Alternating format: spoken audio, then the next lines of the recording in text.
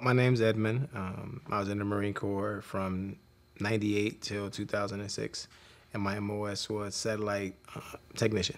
I was deployed to Kuwait, and then we went to Iraq from there. That was probably the most intense time in my life.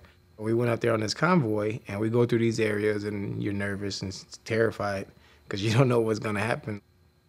Being overseas and in combat, you feel different when you come back stateside. You feel a bigger appreciation for the small things. You're not so in a rush.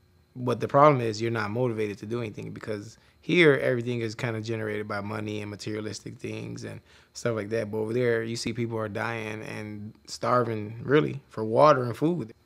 So immediately when I got back, it was okay. I don't really feel like doing anything here because it's not worth it. There's not anything to do it for. There's no reasons. A few years after that, my family started noticing differences, like temper, attitude, kind of like not really wanting to go outside and deal with people. I was really social before, and then once I got back, it was kind of like an introvert, not really too social, not many friends. I didn't sleep. I just stayed always up. Anger issues, I was always angry or on the edge, expecting something, always waiting for something to happen. Easily startled, loud noises. Um, Relationship wise, uh, just didn't want to relate with anyone. Couldn't understand like what someone would cry about an emotion.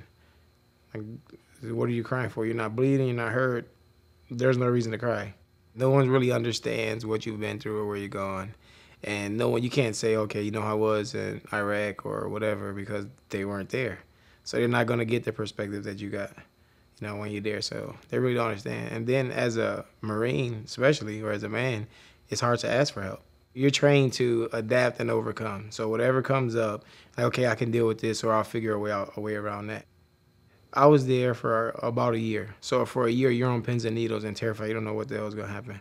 So then you come home and it's a feeling of relief, but then I don't know if it's something within your body, but you're craving like, okay, what's next? Like this feels wrong to feel this way, like to be at ease, or you're just anticipating the storm. I had a daughter in 2009, and like right before she was born, my mother was telling me like, you should get checked out. You're having a daughter. You need to make sure that you're fit to raise her, that you're not having any issues, or there's gonna be some problems later. And then when I mentioned it, I was passing the idea over other family members, and they're like, yeah, we thought this for a while now. It's a good idea that you do go. Initially, I called the VA, and I was looking. I kind of just sat in like those. They have these groups there, and they have like a group session where everyone sits around. And they talk about their emotions and feelings and what's going on with them. And it was a PTSD group. So I went and I kind of sat in the back for a while just to hear what was going on. Because like, if this doesn't make sense to me, I'm not gonna go any further.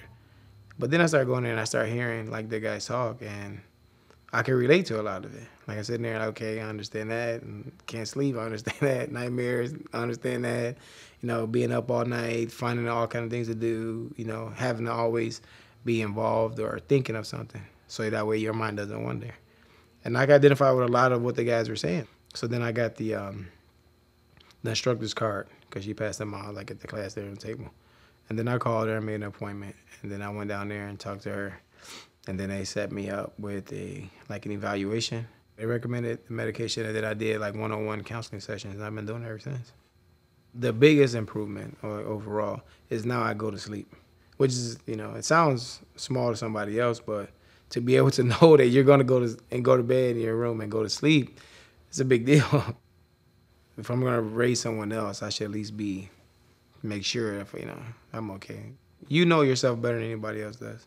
And if you know there's a difference, or if you even think there is, then just go and take a look.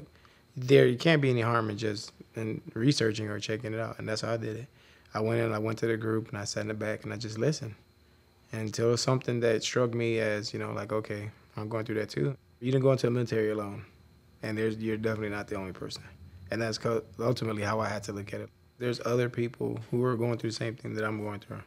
And this will kind of give them, if nothing else, they can see that there's something else for them and that there's help.